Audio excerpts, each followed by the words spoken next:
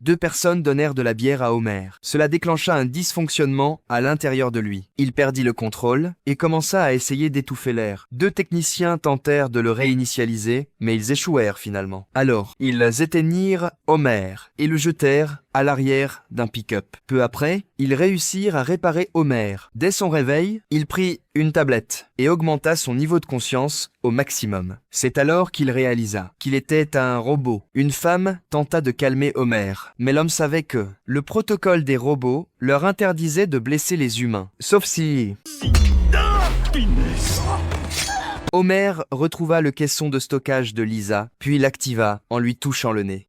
Il faut que tu m'aides à sortir de là. J'aimerais t'aider, mais je dois rendre mon diorama sur le cœur révélateur demain. Lui aussi augmenta le niveau de conscience de Lisa au maximum. Mais Lisa devint beaucoup trop intelligente. Elle commença à réfléchir au sens de la vie.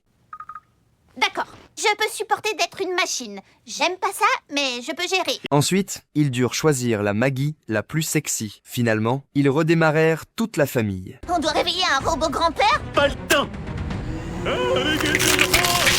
À l'extérieur, des touristes commencèrent à harceler Homer. Bart pirata le protocole de protection des humains, permettant ainsi à Homer de se défendre. Mais cela déclencha une alarme. Une immense armée de robots, Ralph les encercla. La famille Simpson se battit désespérément contre l'armée de Ralph, mais les ennemis étaient bien trop nombreux. Heureusement, Marge arriva au volant d'un véhicule et réussit à les sauver. Ils quittèrent Springfield, pensant enfin pouvoir vivre une vie normale, jusqu'à ce que Linda de la série, Bob's Burger, apparaisse. Ils découvrirent alors qu'ils étaient encore prisonniers d'un autre monde simulé.